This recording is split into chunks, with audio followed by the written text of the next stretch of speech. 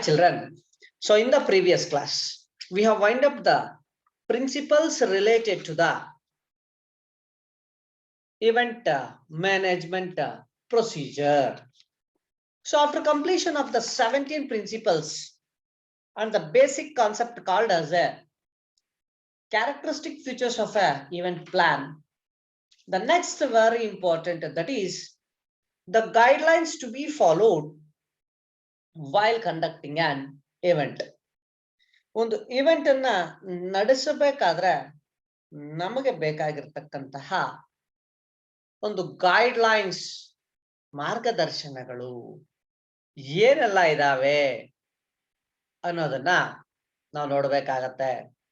Here the guidelines to be followed ಅಂತ ಹೇಳಿ ನೋಡಿದ್ರೆ ನಾವು ಗೈಡ್ ಲೈನ್ಸ್ 1, 2, 3, 4, 5 ಅಂತ ಹೇಳ್ಬಿಟ್ಟು 5 ಟೈಪ್ಸ್ ಆಫ್ ಗೈಡ್ ಲೈನ್ಸ್ ಅಂತ ಹೇಳ್ಬಿಟ್ಟು ನೋಡ್ತೀವಿ.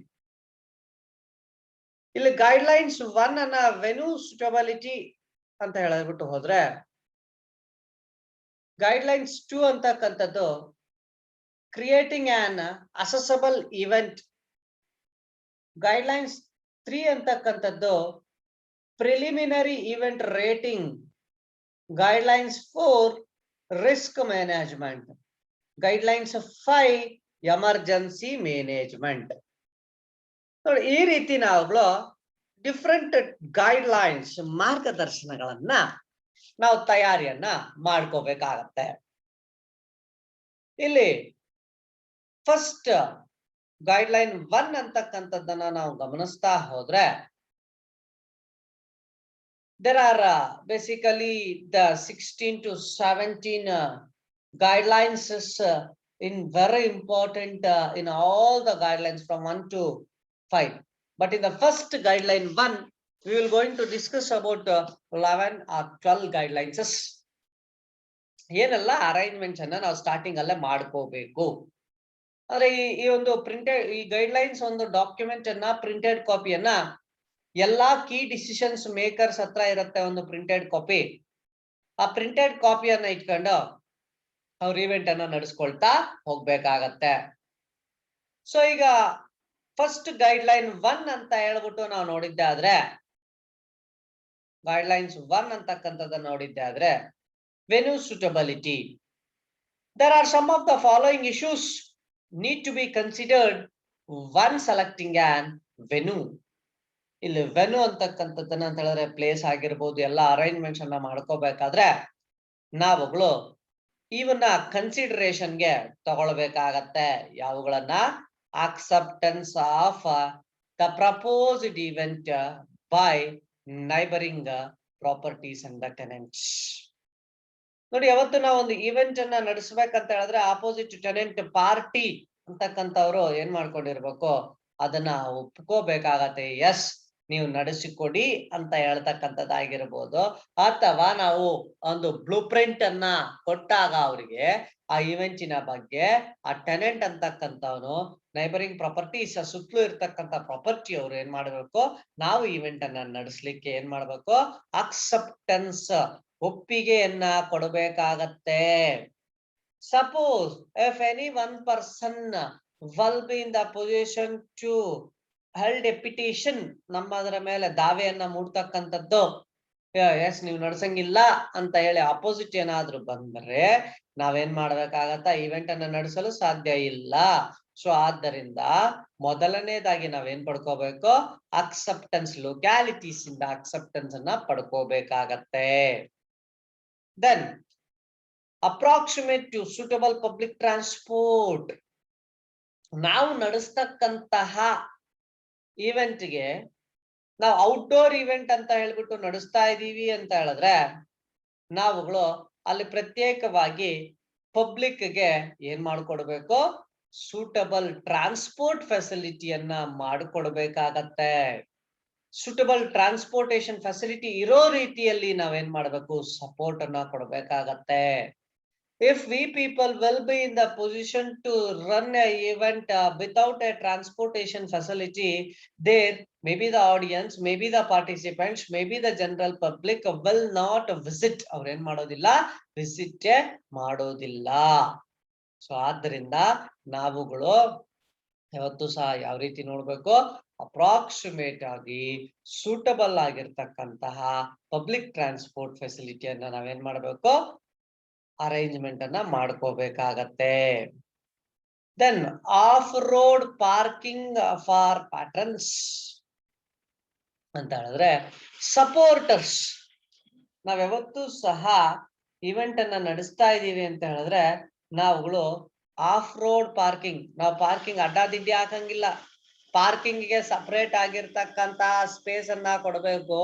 ಅಲ್ಲಿ 2 ವೀಲರ್ ಪಾರ್ಕಿಂಗ್, 4 ವೀಲರ್ ಪಾರ್ಕಿಂಗ್ ಅಂತ ಹೇಳಿ ಸಪರೇಟ್ ಆಗಿರ್ತಕ್ಕಂತಹ ವೇ ಅನ್ನ ತೋರಿಸಿ ನಾವು ಸಪೋರ್ಟರ್ಸ್ ಬ್ಯಾರಿಕೇಡ್ಸ್ ಅಂತ ಹೇಳ್ತೀವಲ್ವಾ, ಅದನ್ನ ಹಾಕೊಳ್ತಾ ನಾವೇನ್ ಮಾಡ್ಬೇಕಾಗತ್ತೆ, ಪಾರ್ಕಿಂಗ್ ಫೆಸಿಲಿಟಿಯನ್ನ ಮಾಡ್ಕೋಬೇಕಾಗತ್ತೆ. Provisions for police, first aid and command facilities. ನಾವು ಕೆಲವು ಅನುಕೂಲಗಳನ್ನ ಮಾಡ್ಕೊಟ್ಟಿರ್ಬೇಕು ಅಥವಾ ಆದ್ಯತೆಗಳನ್ನ ಕೊಟ್ಟಿರ್ಬೇಕು.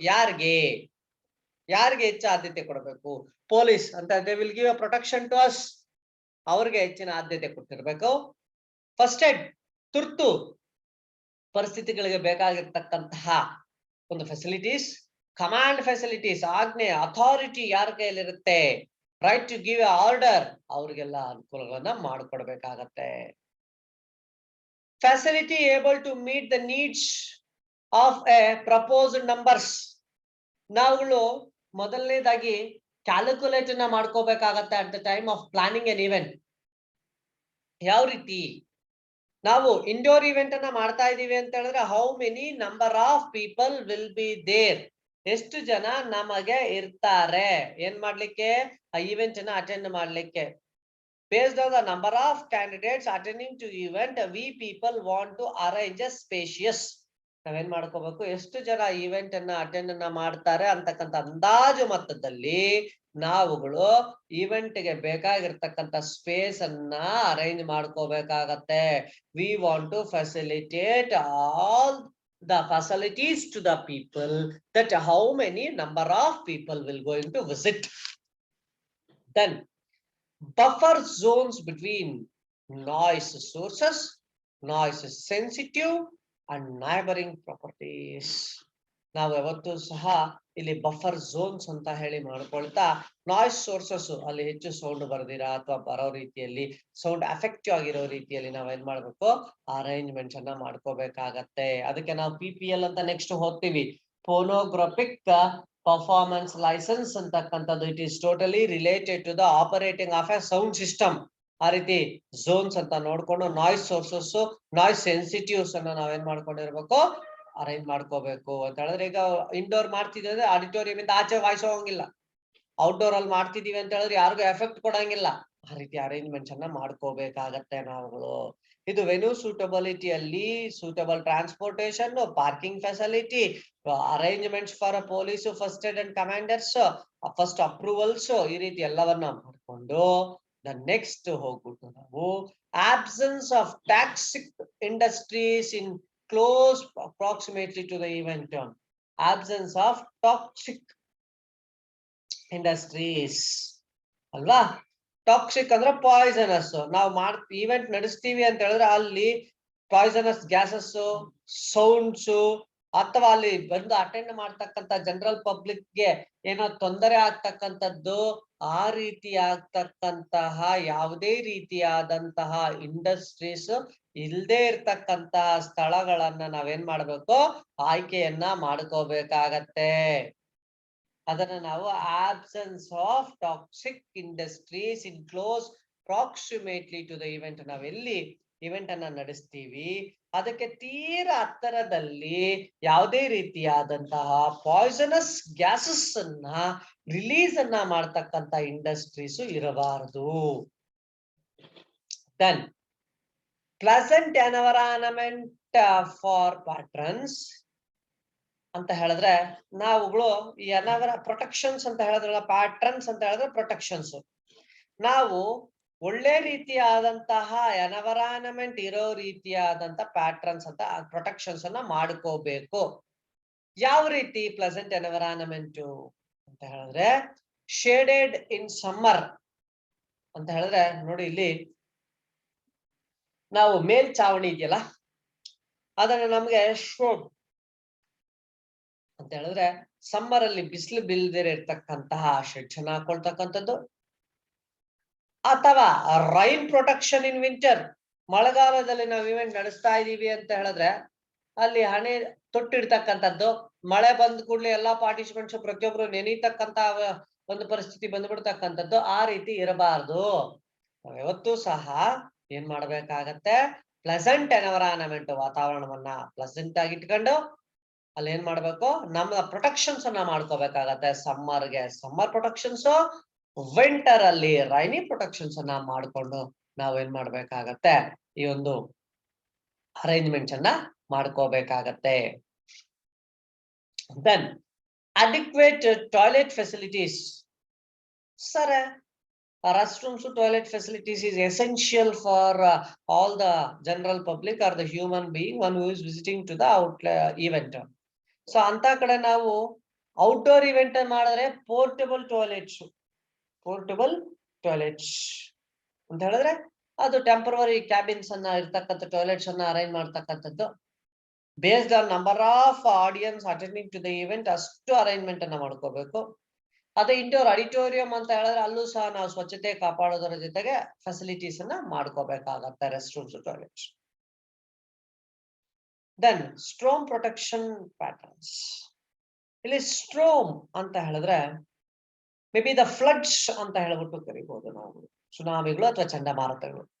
ನಾವು ಇನ್ನೇನು ಇವೆಂಟ್ಗೆ ಎಲ್ಲ ತಯಾರಿ ಮಾಡ್ಬಿಡ್ತೀವಿ, unfortunately due to the natural environment calamities ಅಥವಾ natural calamities the cyclone may be raised, ತೀರಾ ಗಾಳಿ ಮಳೆ ಬರ್ತಕ್ಕಂತ ಪರಿಸ್ಥಿತಿಗಳು ಬರ್ಬೋದು. ಅಂತ ಸಮಯದಲ್ಲೂ ನಾವು ಹಾಕಿರ್ತಕ್ಕಂತ ಟೆಂಟ್ ಹೌಸಸ್ ಅಂತ ಏನಂತ ಕರಿತೀವಿ, ಅದೆಲ್ಲವನ್ನ ಸಹ ಅತಿ ಜಾಗರೂಕತೆಯಿಂದ ನಾವೇನ್ ಮಾಡ್ಬೇಕು, ಪ್ರೊಟೆಕ್ಷನ್ ಅನ್ನ ಮಾಡ್ಕೋಬೇಕಾಗತ್ತೆ.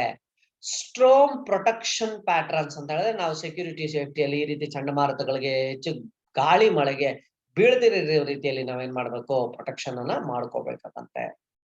Then on site emergency muster points. ನಾವು ಇವೆಂಟ್ ಅನ್ನ ನಡೆಸ್ತಕ್ಕಂತ ಸ್ಥಳಗಳಲ್ಲಿ on site emergency muster points ಅನ್ನ ಇಟ್ಕೋಬೇಕಂತ ಹೇಳಿದ್ರೆ ಆ ಒಂದು ಸ್ಥಳಗಳಲ್ಲಿ ನಾವುಗಳು ಈ ಒಂದು ಎಮರ್ಜೆನ್ಸಿ ಏನಾದ್ರೂ ಬಂದ್ರೆ, ಈಗ ಬಸ್ಗಳಲ್ಲಿ ಎಮರ್ಜೆನ್ಸಿ ಎಕ್ಸಿಟ್ ಅಂತ ಹೆಂಗಿರ್ತದೆ ಆ ರೀತಿ ಇಲ್ಲೂ ಸಹ ಫೈರ್ ಬ್ರಿಗೇಡ್ ಕಡೆಯಿಂದ ಫೈರ್ ಎಕ್ಸಾಸ್ಟರ್ಸ್ ಅನ್ನ ಇಟ್ಕೊಂಡಿರ್ಬೇಕಾಗತ್ತೆ, ಪೊಲೀಸ್ ಕಡೆಯಿಂದ ಪೊಲೀಸ್ ಪ್ರೊಟೆಕ್ಷನ್ಸ್ ಅನ್ನ ಮಾಡ್ಕೊಂಡಿರ್ಬೇಕಾಗತ್ತೆ, ಹಾಸ್ಪಿಟಾಲಿಟಿ ಅಂಡ್ ಹೆಲ್ತ್ ಕಡೆಯಿಂದ ನಾವು ಎಮರ್ಜೆನ್ಸಿಗೋಸ್ಕರ either the ambulance, oxygen containers, first aid ಎಲ್ಲವನ್ನ ಸಹ ಕೆಲವೊಂದು ಕ್ಯಾಬಿನ್ ಅಂತ ಮಾಡಿ ಅಲ್ಲಿ ಒಂದು ಹಾಸ್ಪಿಟಾಲಿಟಿ ಡಿಪಾರ್ಟ್ಮೆಂಟ್ ಅವರು ಒಂದು ಕಡೆ, ಫೈರ್ ಬ್ರಿಗೇಡ್ ಅವ್ರನ್ನ ಮತ್ತೊಂದು ಕಡೆ, ಹಾಸ್ಪಿಟಾಲಿಟಿ ಅವ್ರ ಪೊಲೀಸ್ ಅವ್ರನ್ನ ಮತ್ತೊಂದು ಕಡೆ, ವಾಲಂಟಿಯರ್ಸ್ ಅಂತ ಹೇಳಿ ನಾವು ಅಲ್ಲಿ ಎಮರ್ಜೆನ್ಸಿಯನ್ನ ಏನ್ ಮಾಡ್ಲಿಕ್ಕೆ, ಪ್ರೊಟೆಕ್ಷನ್ ಅನ್ನ ಮಾಡ್ಲಿಕ್ಕೆ ಅರೇಂಜ್ಮೆಂಟ್ ಅನ್ನ ಮಾಡ್ಕೋಬೇಕಾಗತ್ತೆ. Then multiple emergency service routes. ನೋಡಿ, ನಾವು ದೊಡ್ಡದಾಗಿ ಇವೆಂಟ್ ಅನ್ನ ನಡೆಸ್ತಾ ಇದೀವಿ ಅಂತ ಹೇಳಿದ್ರೆ ಜನರಲ್ ಪಬ್ಲಿಕ್ ಓಡಾಡೋ ಕಡೆನೆ ಎಮರ್ಜೆನ್ಸಿ ಅವರು ಅಥವಾ ಎಮರ್ಜೆನ್ಸಿ ವೆಹಿಕಲ್ಸ್ ತರಲಿಕ್ಕೆ ಆಗಲ್ಲ due to crush crowd. So ಅವಾಗ ನಾವೇನ್ ಮಾಡ್ಕೊಂಡಿರ್ಬೇಕು, there should be a separate route service ಅಂತ ಹೇಳಿದ್ರೆ ರಸ್ತೆ ಸೌಲಭ್ಯವನ್ನು ಮಾಡ್ಕೊಂಡಿರ್ಬೇಕಾಗತ್ತೆ. ಮಲ್ಟಿಪಲ್, 1, 2, 3 ನಮ್ಮ ಒಂದು ಅವಶ್ಯಕತೆಗೆ ತಕ್ಕಂತಹ ರೂಟ್ ಫೆಸಿಲಿಟಿಯನ್ನ ಮಾಡ್ಕೊಂಡಿರ್ಬೇಕಾಗತ್ತೆ. ಏನಕ್ಕೋಸ್ಕರ, for the purpose of meeting of emergencies and some of the precautionary measures should be taken. So ಈ ರೀತಿ ನಾವು ಮೊದಲನೇದಾಗಿ ಏನ್ ಮಾಡ್ಕೊಂಡಿರ್ಬೇಕಾಗತ್ತೆ, ಈ ಈವೆಂಟ್ ಗೆ ಬೇಕಾಗಿರ್ತಕ್ಕಂಥ ಎಲ್ಲಾ ಬೇಸಿಕ್ ಫೆಸಿಲಿಟೀಸ್ ಅನ್ನ ಗೈಡ್ ಲೈನ್ಸ್ 1 ಅಲ್ಲಿ ಅರೇಂಜ್ಮೆಂಟ್ ಅನ್ನ ಮಾಡ್ಕೊಂಡಿರ್ಬೇಕಾಗತ್ತೆ. ಆ ಗೈಡ್ ಲೈನ್ಸ್ 1 ನಮ್ಗೆ ಈ ರೀತಿಯ ಅಸೆಸಬಿಲಿಟೀಸ್ ಅನ್ನ ಮಾಡ್ಕೋಬೇಕು ಅಂತ ಹೇಳಿ ನಮ್ಗೆ ಮಾರ್ಗದರ್ಶನವನ್ನ ಕೊಡುತ್ತೆ. ಇನ್ನ ಗೈಡ್ ಲೈನ್ಸ್ 2 ಹೇಳುತ್ತೆ ನಮ್ಗೆ ಕ್ರಿಯೇಟಿಂಗ್ ಆನ್ ಅಸೆಸಬಲ್ ಇವೆಂಟ್. ಒಂದು ಇವೆಂಟ್ ಅನ್ನ ಕ್ರಿಯೇಟ್ ಮಾಡಬೇಕಾದರೆ ನಮಗೆ ಪ್ರಮೋಷನಲ್ ಮೆಟೀರಿಯಲ್ಸ್ ಅಂತ ಬರುತ್ತಂದ್ರ ಇವೆಂಟಿನ ಬಗ್ಗೆ ಜನರಿಗೆ ಹೇಳ್ತಕ್ಕಂಥದ್ದು, ಅಡ್ವರ್ಟೈಸ್ಮೆಂಟ್ ಅನ್ನ ಕೊಡ್ತಕ್ಕಂಥದ್ದು. ಔಟ್ಡೋರ್ ಇವೆಂಟ್ ಅಂತ ಹೇಳಿದ್ರೆ ನಾವುಗಳು ವ್ಯೂವಿಂಗ್ ಯಾವ ರೀತಿ ಇರ್ಬೇಕಾಗತ್ತೆ ಅಲ್ವಾ, ಪ್ರತಿಯೊಂದನ್ನು ಸಹ ನಾವೇನ್ ಮಾಡ್ಬೇಕಾಗತ್ತೆ, ಇಲ್ಲಿ ಅರೇಂಜ್ಮೆಂಟ್ ಅನ್ನ ಮಾಡ್ಕೋಬೇಕಾಗತ್ತೆ. ಅದಾದ ಮೇಲೆ ನಾವುಗಳು ರೇಟಿಂಗ್ ಆಫ್ ಎನ್ ಇವೆಂಟ್ ಅಂತ ನೋಡ್ತೀವಿ. ಅಂದ್ರೆ risk, high risk, low risk ಯಾವ ರೀತಿ ಇದೆ ನಮ್ಗೆ ಅನ್ನೋದನ್ನು ನೋಡ್ಕೊಳ್ತೀವಿ. ಅದಾದ ಮೇಲೆ ಗೈಡ್ ಲೈನ್ಸ್ 4 ಅಲ್ಲಿ ರಿಸ್ಕ್ ಮ್ಯಾನೇಜ್ಮೆಂಟ್ ಬಗ್ಗೆ ಓದ್ತೀವಿ. ಗೈಡ್ ಲೈನ್ಸ್ ಆಫ್ 5 ಅಲ್ಲಿ ಎಮರ್ಜೆನ್ಸಿ ಬಗ್ಗೆ ನಾವು ಓದ್ತೀವಿ. ಫಸ್ಟ್ ನಾವಿಲ್ಲಿ ಈ ರೀತಿಯಾದಂತ ಎಲ್ಲ ಅರೇಂಜ್ಮೆಂಟ್ಸ್ ಅನ್ನ ಮಾಡ್ಕೊಂಡಾಗ ವೆನು ಅಂತಕ್ಕಂಥ ಸೂಟಬಿಲಿಟಿ ಆಗಿ ನಮಗೆ ಏನ್ ಮಾಡುತ್ತೆ, ಈವೆಂಟ್ ಗೆ ಬೇಕಾಗಿರ್ತಕ್ಕಂಥ arrangements ಸಿದ್ಧವಾಗುತ್ತೆ. So after completion of this, the next we will go through with the guidelines 2, 3, 4 and 5, and next we will move for the very important concept, that is the permits and licenses related to the event ಅನ್ನೋದನ್ನ ಗಮನಿಸ್ಕೊಳ್ತಾ ಹೋಗ್ತೀವಿ. Okay, I'll wind up the video now. I'll be with you next upcoming video, that is the remaining guidelines, and in upcoming classes, that is the permits and licenses for a event, my dear children. Thank you.